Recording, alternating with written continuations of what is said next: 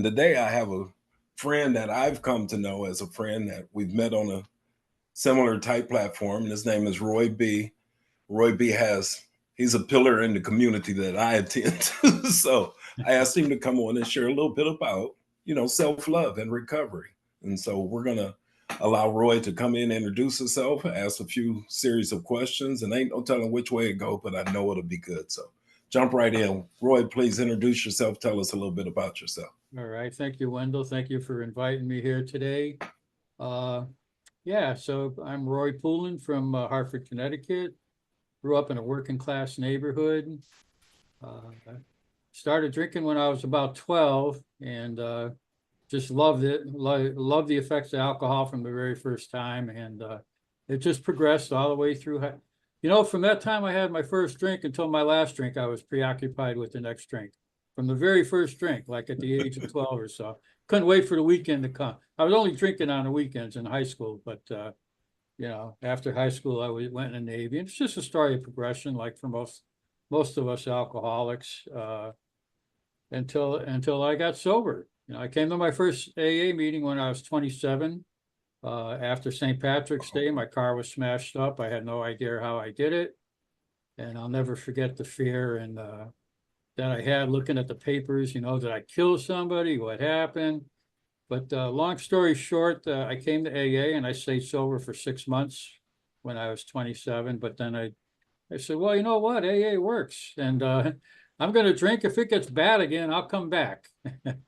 Right. This old timer at the meeting said, son, if you're a real alcoholic and you take a drink, there's no guarantee you'll ever get back. And those were fortune telling words because it was going to be another 4.5 years, 5 years before I finally did get sober. But I came into AA and I had a spiritual awakening of the type that Bill Wilson had, where I felt the presence and felt my obsession lifted. And I haven't had a drink since then, and that was over 42 years ago. So, I mean, it's a miracle. It really is a miracle. The day that I got sober, I had no idea I was going to get sober that day. I was just drinking that morning like every other morning, Wow. And then it happened. I just said I can't do it anymore, and I surrendered and felt that presence and glow and everything else. And it happened to me. So I know it's real, and thank God, I'm here. Yes, 42 years. That is awesome. Years. Yeah, everything. That is awesome. But with my higher power and the AA program and the people I met in AA and my family and friends, I've never wanted to go back to drinking.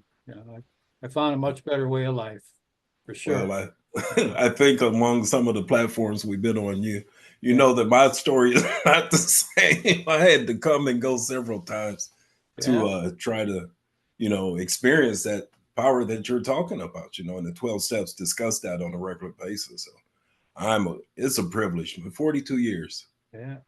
See, some people won't believe 42 years, no drinking, no smoking weed, no. I never would have believed that when, if you told me when I came in that I'd be here 42 years later doing a podcast with someone about sobriety, I'd say, you're out of your mind. I would not, today at the meeting we were talking about, I'm not the same person I was. I would not like the person that I was when I came in here today, because I am a total opposite from what I was. Absolutely. Came in here. Thank God. Absolutely. Thank God that he allowed me to become who he meant me to be and who I wanted to be rather than what drugs and alcohol had turned me into. Yeah. We don't have to, no matter how far down we've gone with drugs and alcohol, we can turn our lives around and become who we were meant to be. And wow. Yeah. That's the promise that AA told me. And they said they'll teach me how to live life on life's terms and I won't have to drink. And that sure sounded good to me because everything, people, places, and things made me drink all the time. I was going to drink at them, and I was going to show them. I was going to get drunk to show them. That sense of beating yourself in the head with a hammer because you got a headache. Absolutely. So go ahead and hit me with some questions there, Wendell. Well, I appreciate you, sir, for sure. Thank you for sharing that with us. The first question I have is, what has been the most important aspect of your self-love journey in maintaining long-term sobriety?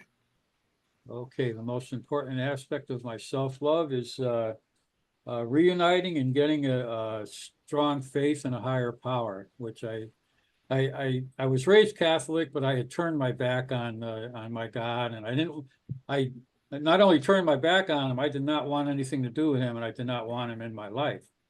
And that was part of the reason why it took me 5 years to get sober in AA, because I didn't like the God aspect of it, or I didn't realize the difference between spirituality and religion, and I just thought they were telling me I had to go back to God, and I was angry at God.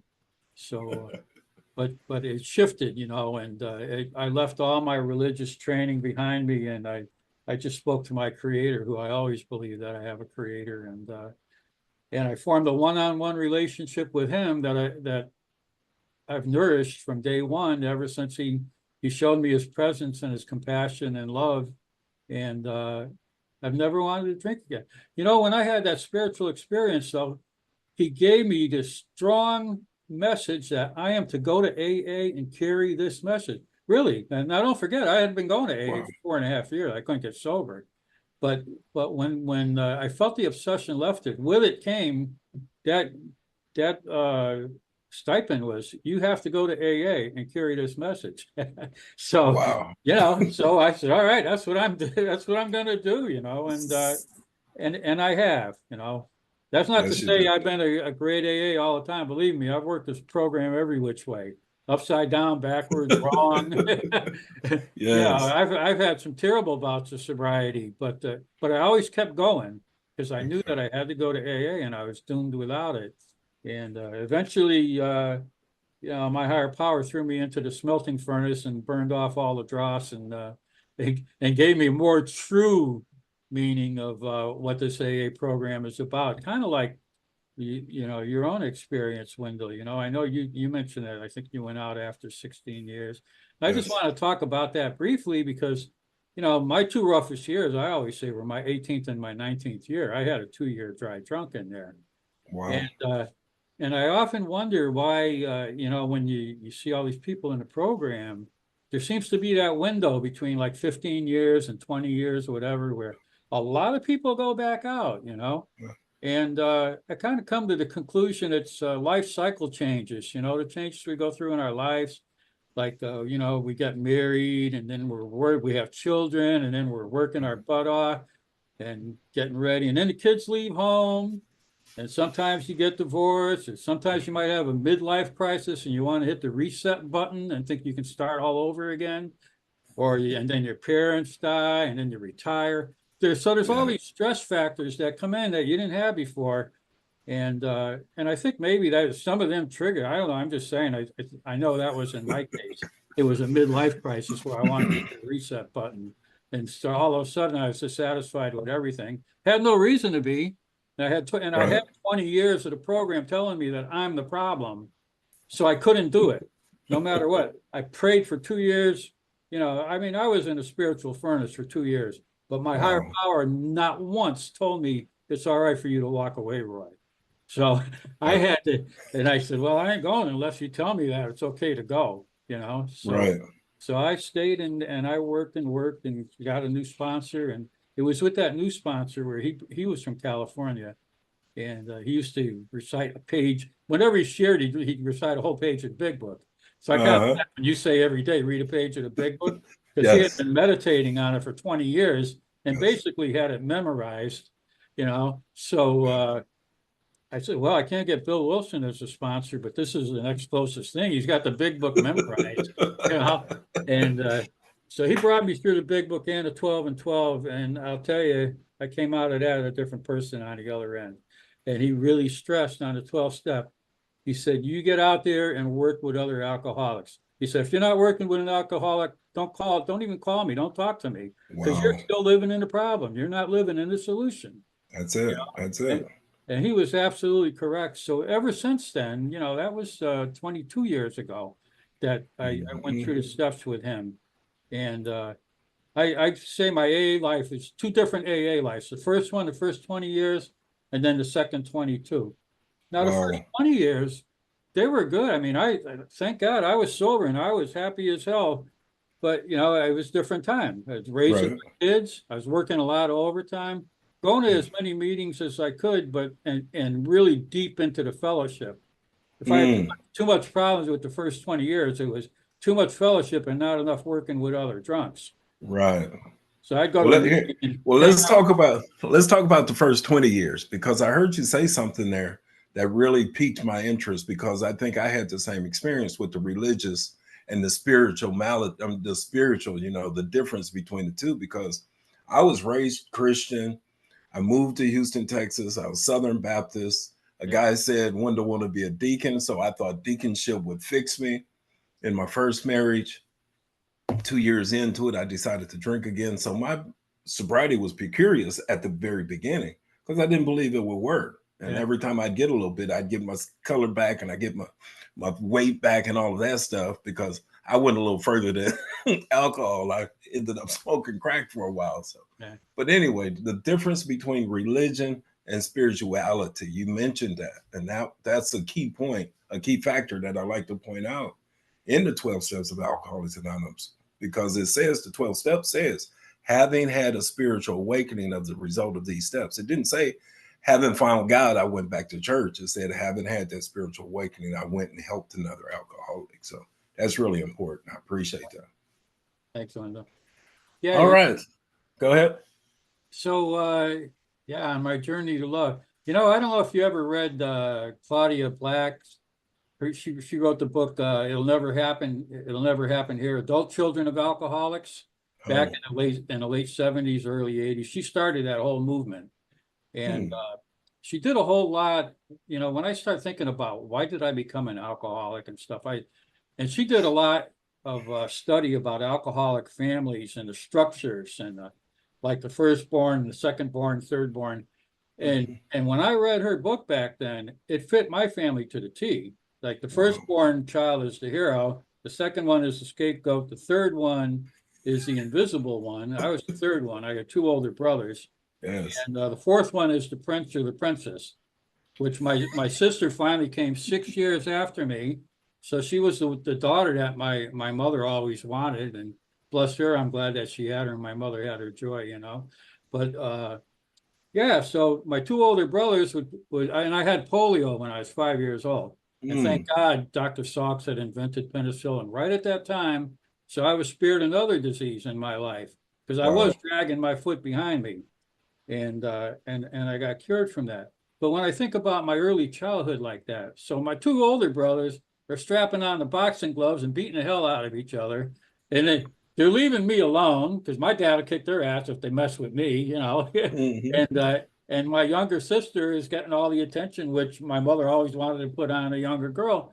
So I say, well, geez, maybe it's just a twist of fate that's why you don't feel like you fit in. Uh, And maybe I carried that feeling with me. And then along with this, I once had a sponsee mention when feeling less than, when they choose up sides for a team and you're always the last guy. I said, man, that was me because I was like the most uh, non-athletic guy that you ever met.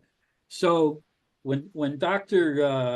Silkworth talks about the alcoholics like the sense of ease and comfort that they get from a few drinks, that's the first time I experienced that was like, oh my God, I didn't realize I was so uptight, but I wow. guess that, really I was kind of uptight, even in my own family structure, even though there was a lot of love there and no abuse or anything. I mean, we were struggling financially, but everybody loved each other and we all pulled together. But I think that gave me that feeling of apartness, which so many of us alcoholics feel. Uh-huh. Yeah. And when I experienced that sense of ease and comfort from alcohol, man, I was off and running. And Wow. the other thing was, I was in a working neighborhood, and just by chance, all my closest friends, I didn't have trouble making friends. They all had one alcoholic parent, like me. Mm. You know, Uh, so when somebody said we can't go to my house today, we all just shook our head because we yeah. knew somebody was on a tear. You know, Right. Right. so so I don't know. Maybe we all had the same self-defense type things going on, but we gravitated towards each other. So I understand, young kids and gangs because Uh-huh. that's that sense of community that they get with their friends. So I was a victim of peer pressure and all of us coming from alcoholic families naturally we were going to respond to life the same way that we saw, you know, and drinking, get Absolutely. high, and everything else. And I don't know. I just think that was kind of like one of the leading factors into my alcoholism. Well, unlike, I'd like to talk about one of the major things that got me into to help me grow in the AA. It was a major turning stone. Was absolutely. uh, was my resentment towards my father because of his alcoholism. You know, Mhm. and his alcoholism totally destroyed the family, and he had become psychotic and electroshock treatments. It was like Jack Nicholson in One Flew Over the Cuckoo's Nest. I mean, he was, Wow. you know, he was absolutely wiped out of it at the end. And so I had a lot of resentment towards him. And I was in AA for a long time. And I could forgive myself for my alcoholism, and I could forgive you for your alcoholism, but I couldn't forgive him for his alcoholism, you know, because it was too personal. And and I carried that for a long time in AA, you know, and it was a major stumbling block for me. But then one day it just dawned on me in a meeting, people were talking about the drinking alcoholic is out there doing it for you, you know. And I came to realize then that yeah, he did it for me, you know. He showed me exactly what's because I drank just like him. I was the same type of drunk as him, blackout, just total oblivion. And I had that pattern well established already. So uh, yeah, when I realized, I said he did it for me. He showed I didn't have to read the big book to see what was going to happen to me. He showed No me, you doubt. know. And boy, I Yes. mean that's a pretty frightening thing. And I even told my mother, I said one of the reasons I'm sober is I saw what alcohol did to Dad, you know, Right. Dad in our life, and I swore that I'm just not going to do it, you know, because I'm just like him. I'm just like, Right. so how can I blame him? He was an alcoholic. You know, he was Well, an alcoholic and he was sick.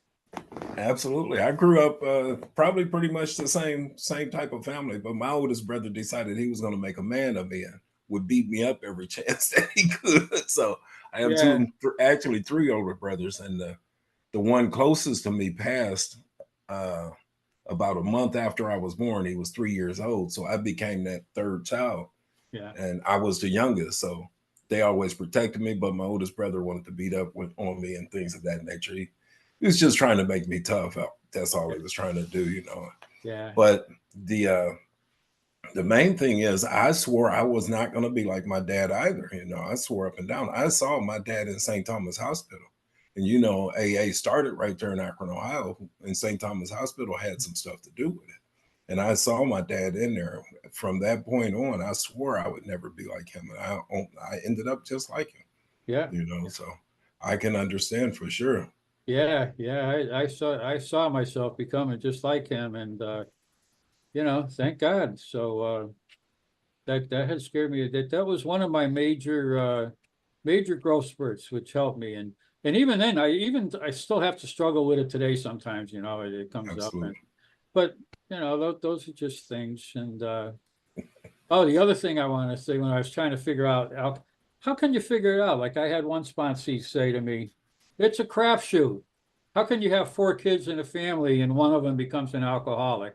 And you're all in the same family, you're all in the same That's environment. right. And then it That's skips two generations and you have four kids and three of them are alcoholics and one isn't. So I mean, it is a crapshoot. It's nothing that we really did. It's nothing our parents did or anything like that. Uh, right. you know, Well, so when I spent I had a lot of anger. I was an angry alcoholic, and okay. that was in a way of getting to my self-love too. And I was angry at myself for all the years I wasted. I didn't get sober till 32. You know, I didn't Well, ever even had a checking account or anything. Just living paycheck to paycheck all the time. yes. And I go, look at that, 32 years old and you got nothing. But that's when I started. Uh, yeah, so I was angry at myself, but I was going into my third year in sobriety, and I had gone to a meeting every day for the first 2 years Wow. because I did not want to drink again. I had had it, and plus I had that experience, and the obsession was basically lifted. So I said, I'm going to just keep going to AA. I don't care.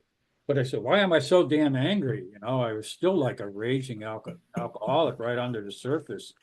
So I did a whole year of therapy, and this guy was really family orientated too. And I don't know if he was basing it on Adult Children of Alcoholics Anonymous, but at the end of the thing, after a whole year, last session I had with him, he said, he said families assign roles to members non-verbally. It's just one of That's those things like, you're this one, you're that one. And absolutely. he said, as an adult now, you're a sober adult. It's up to you to decide what you're gonna be in your life. And you don't have to fulfill any roles or any unspoken roles that your family may have given to you. Like Yes. you're gonna be the one that's gonna be out on the street as a drunk, peeing Yes, in his indeed. pants. Yes, that's So, for sure. Well, yeah, again, with the adult children of alcoholics, my brother ended up taking on the role. I ended up taking the brunt, and for me, it was just coming in on a daily basis. And you say you waited till 32 to get sober. I come in here about a year or so ago. My sobriety date is February 14th, 2023. yeah, So my first real stint was 2000, actually February 2nd, 2000. And I stayed sober till January 29th, 2016. And like you say, I got away from the meetings. I was traveling abroad. I thought I had arrived. I thought I'd beat alcoholism, and everybody was partying over it. I was in Romania, and everybody was partying, drinking, having a good time. And I decided one day to just pick up a drink on my brother's birthday. yeah, Uh, and that's a whole nother story, but I love my brothers and my family now, and they totally support me. Actually, one of them came on to the podcast and discussed some things about family members and alcoholics, how it affects the family member in case someone's watching that don't understand why the alcoholic will continue to do what he does, although he knows it's injurious, as the book says. yeah. Uh, and then the family member looking out, well, you think he would do it for this or for that or whatever. It's just once that Bill talks about the threefold disease: spiritual, physical, and mental. And once we get the physical out the way, now we got to deal with the stuff in between our ears. And that's what really drives us crazy. So Yeah. I appreciate it. Let me get another question in there for All you. right, go How ahead. has your recovery journey influenced your understanding and practice of self love? Uh,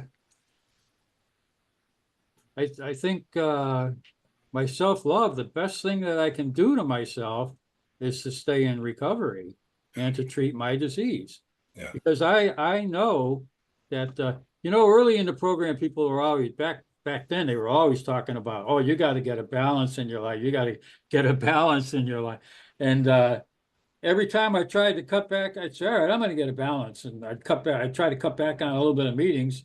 And I wasn't feeling as good, you know, just didn't feel as good. Things would start going wrong. And I picked my meetings back up, and it had a direct correlation to the way that I felt. If I go to a lot of meetings, I feel good.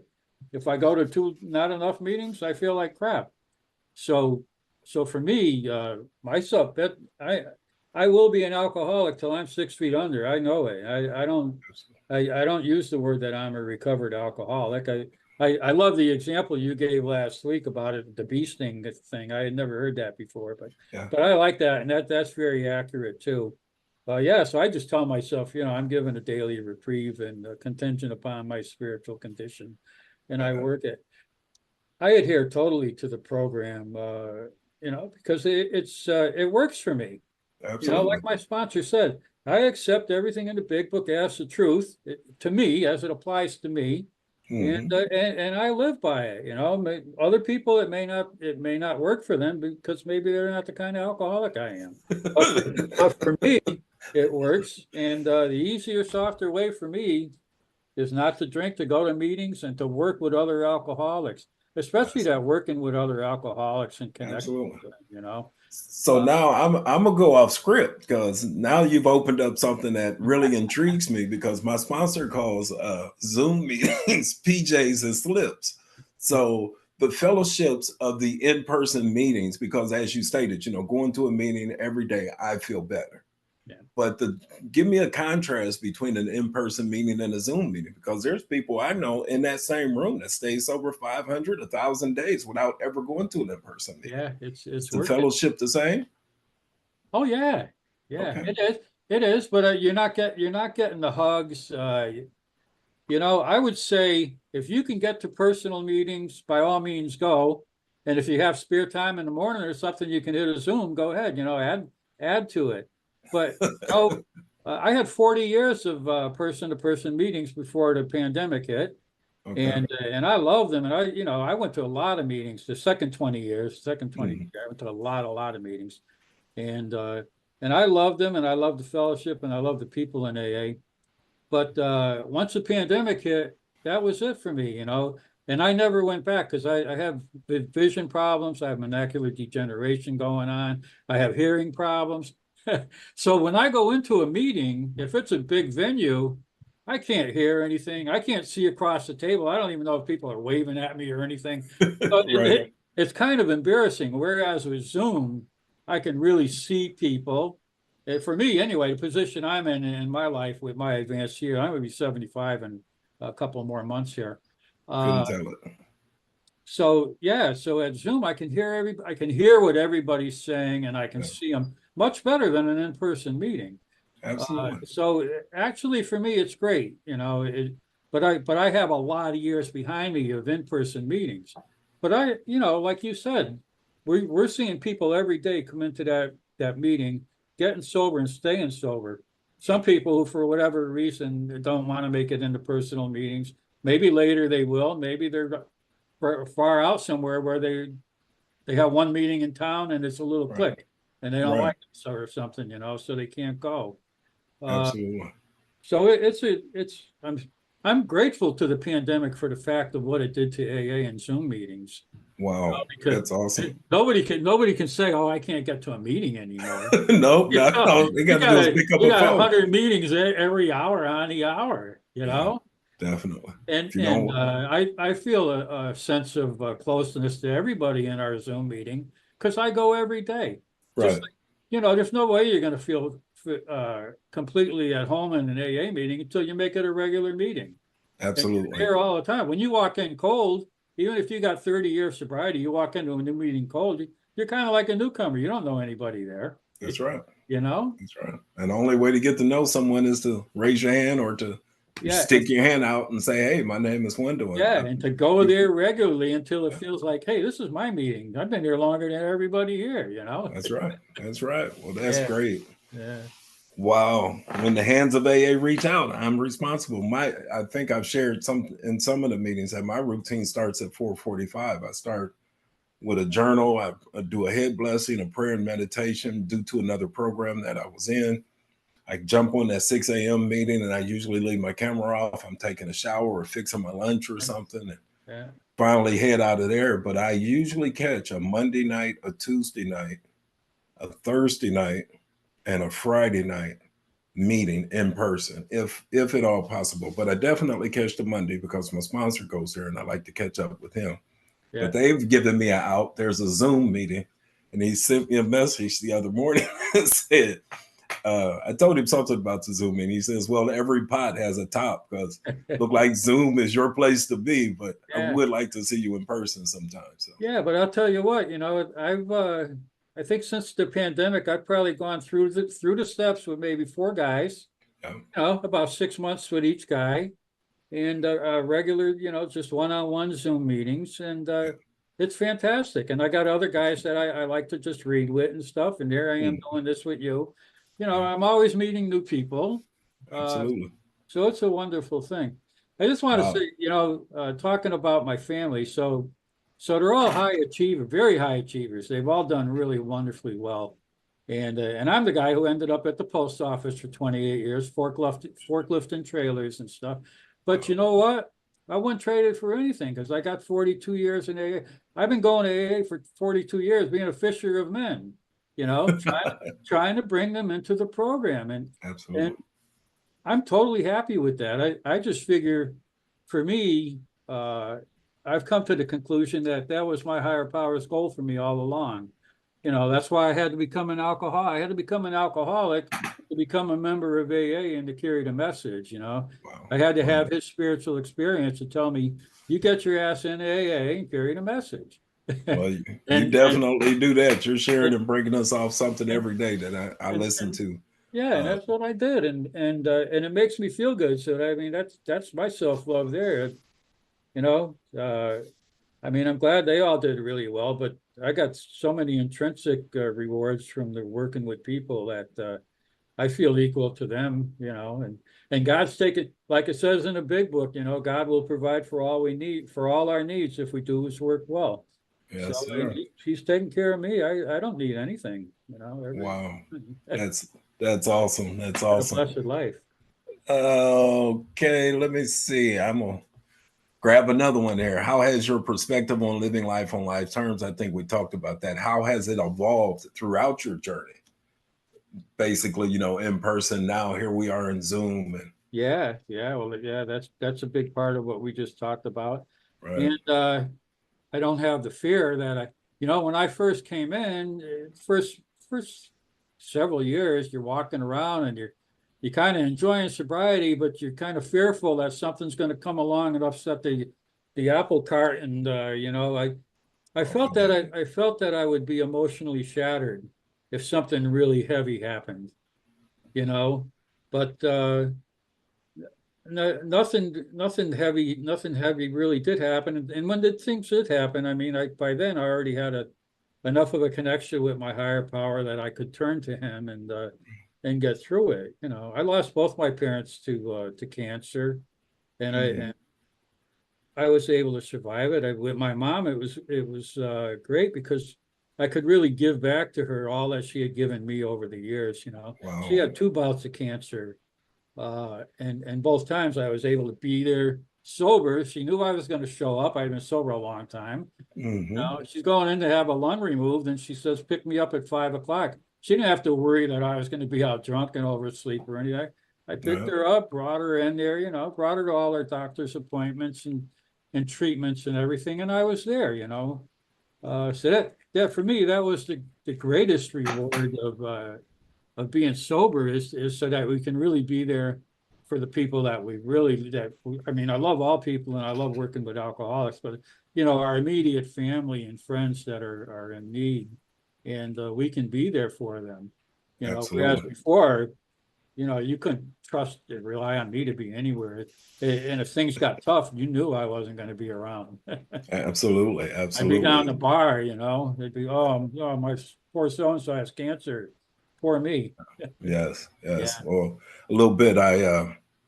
Last weekend I took my mom. She's 83. She'll be 84 September. She still lives by herself, still drives. But Yeah. I was overseas for 15 years. I have a 22-year-old and a 20-year-old daughter. So all of that time overseas coming in 30 days out of a year kept me away from them. But my stepdad passed about 5 weeks after I went over there.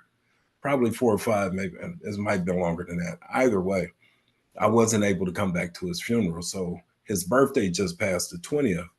And I snuck up on, well, went and got some nice flowers and took them by mom's house and surprised her for it. And like you said, usually if I was showing up at mom's house, it was, can I have some money or something? It wasn't to take her some flowers and say, hey, I know you probably miss Bob, if not, however, here's a special day and here's some flowers, man. If you could have seen the joy on her Yeah. face, Yeah. it was amazing. So I appreciate it. All right. What advice would you give to others who are struggling with maintaining their sobriety while also practicing self love?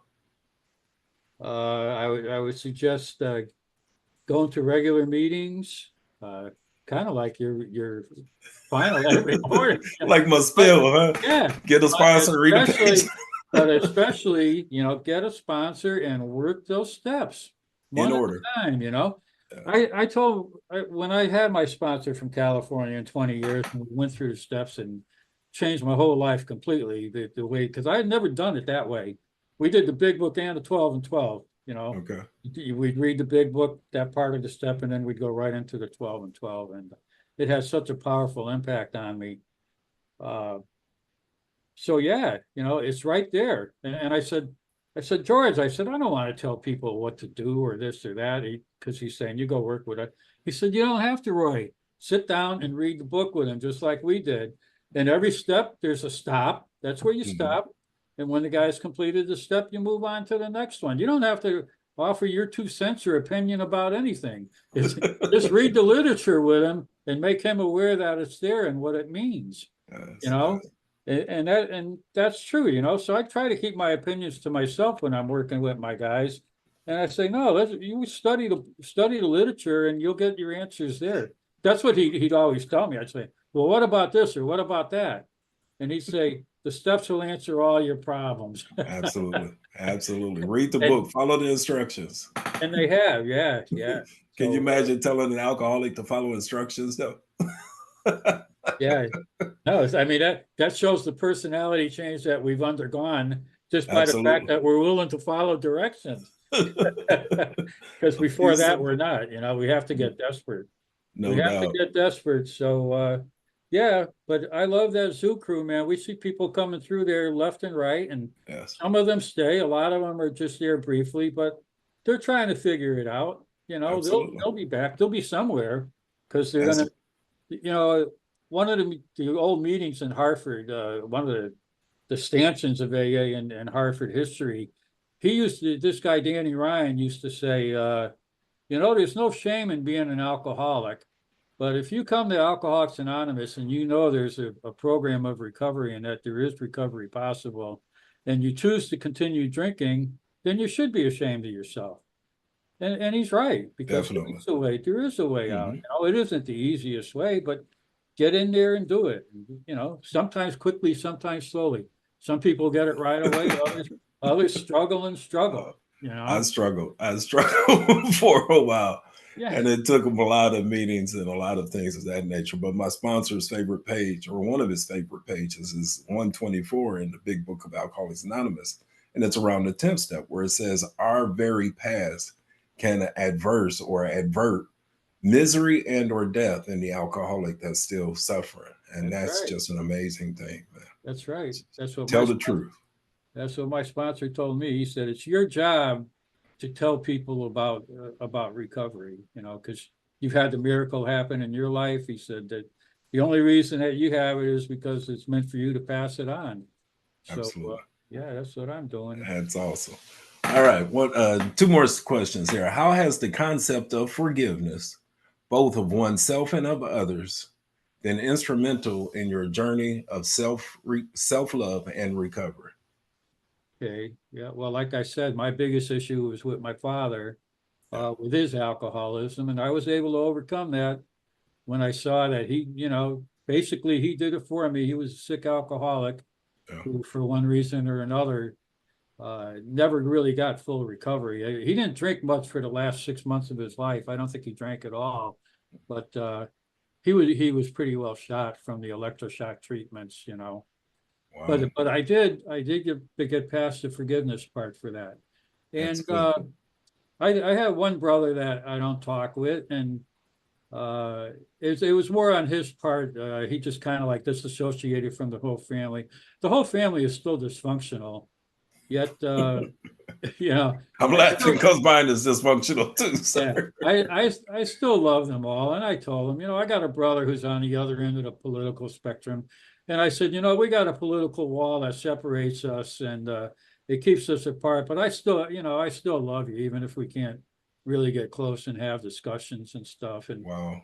you know, and that's it. I'm not holding any, you know, I'm done fighting anything and anybody. Yeah, the I guess book that's in says the I big cease book, you fights. know? Yes, yes. Yeah, I so love it. yeah, and we say the Lord's Prayer every day, and when we get to that forgiveness part, if I'm holding a resentment or getting angry at someone, I throw their name in there, and I do that praying for people that I might be getting angry with, because you know, God, I don't want to carry resentments around.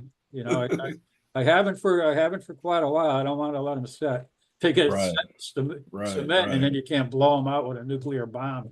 A lot of my friends say, "Man, how do you just take the stuff so easy and everything like that?" And I quote a page of the big book says, "The grouch and the brainstorm is the dubious luxury of others." Man, I can't afford to be upset Yeah, and yeah. PO'd. I take it for what it is. I change the things I can, and what I can't change, I let it go. You Yeah, know, it's just let that that power change. spiritual axiom.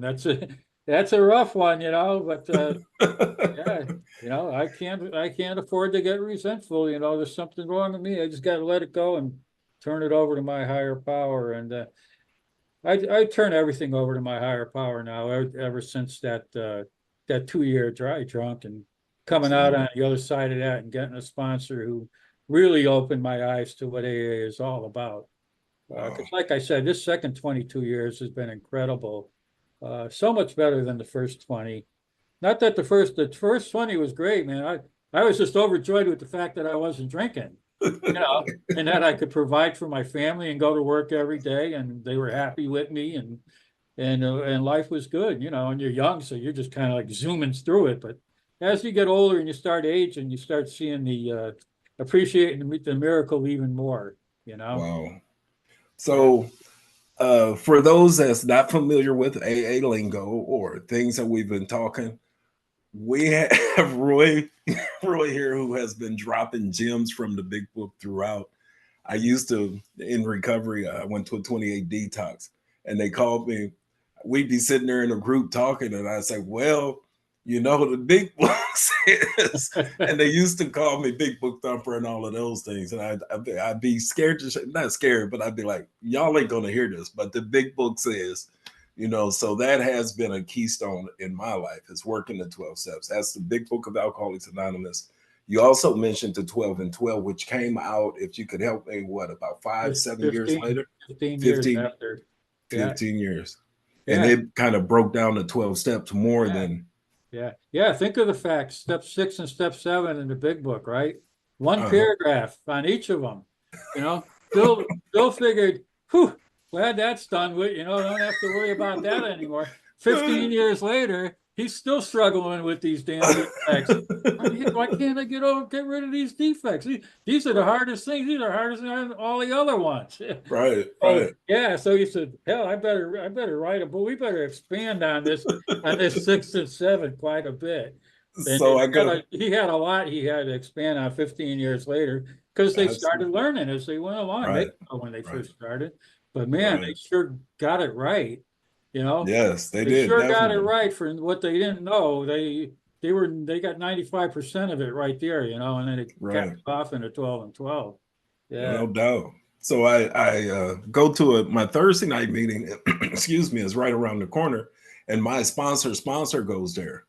And instead of one person reading the whole 12 steps, each person get a step in the room. And he likes to be in control. He has some long-term sobriety as well. And so he passed me the 6th step one day. And he says that I pass the steps to people who I think need to work that particular step. And he passed me the 6th step. Yeah. I said, there's nothing to do on the 6th step, became entirely ready to have God remove all these character defects. And he said, yeah, but you're missing a part, Wendell. You have to be ready. And I don't think you're ready. Yeah. Yeah. So I thought that was fine. I had a little resentment against him for a while. I Yeah. was kind of like, what do you mean I'm Yeah, not ready? I struggle with long-term defects. I would get depressed around anniversary time saying, man, you got 10, 20, 30 years of sobriety, you still got these damn defects. And finally I heard one guy at one of the longest meetings up in Massachusetts on Springfield on Sunday morning. And this guy had like 45 years at the time. That was like 10 years ago. Wow. And he said, if you've been working on your defects all your life in sobriety and you still got them, he says, probably just the way that God made you. And Just accept it. we can patiently keep trying, but maybe that is just the way God made you. What Absolutely. can you do? So, Absolutely. Well, yeah. man, I really appreciate it. Here, one last question might be relevant or not. It's, what does the phrase "you love you" mean to you in the context of your sobriety and self-love journey? Well, I know I didn't love myself when I got here. I know that. I was 30 years old when I had my first child coming. And I actually said to my older brother, I said, the sooner I get off this planet, the happier I'll be. Wow. I was 30 years old, but I was an active alcoholic already. And yeah, and now I don't feel that today, Today I feel good. I feel that I've done the best. Whenever I'm getting down, or if I start to worry, I don't have it too often, but when I used to get worried and stuff about stuff, I'd say, Mhm. if God is for you, who can be against you?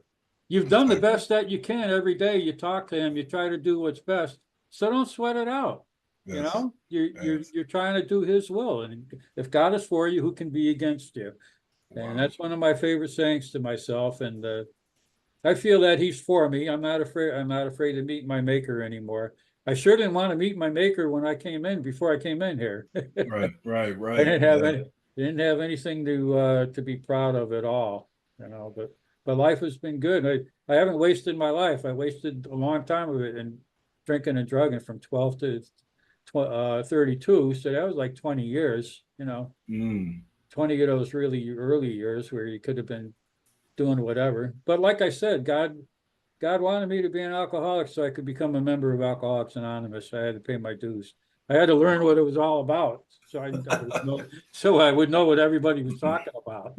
Right. And I when was anybody in AA talks about anything, I know what they're talking about. absolutely, absolutely. We were talking about the rapacious creditor and so many phrases that Bill Wilson uses throughout the big book of Alcoholics Anonymous. It's just amazing. I was beat into a sense of reasonableness, Yeah. self delusion, self will, all of these things that he talks about. It's just amazing. So I'm just appreciative. Any last words? We're going to shut it down. I'd like to go in a whole nother hour. Yeah, well, no, I'm glad that you asked me, Wendell, because I always enjoy your shares. And like I said, I know that we are like-minded when it comes to this program. So I was happy to sit down and have a chat with you. Awesome. Uh, Well, I appreciate it. yeah. Well, I'm gonna close it again like I normally close it. If you're new to Alcoholics Anonymous or you're visiting, get a sponsor, work the steps in order with that sponsor where I found a power greater than myself. Go to a meeting a day, read a page of the big book, and help a Help mofo. another mofo. Yes, sir. The 12 All steps right, says having Wendell. had a spiritual awakening as the result of these steps, we tried to carry this message to the alcoholic who still suffers and to practice these principles in all our affairs. And that's what we've been talking about for the last hour or so. And Roy, once again, thank you so much. And Thank we'll you. talk soon. All righty. Good seeing you. Awesome. Thank Thanks. you. All right.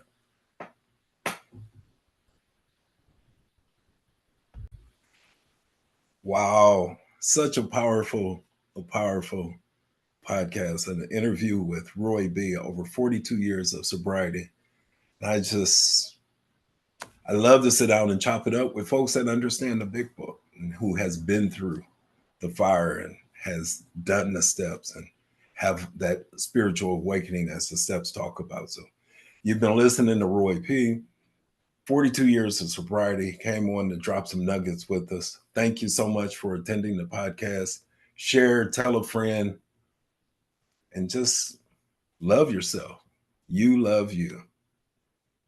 Everything self love and recovery. Peace.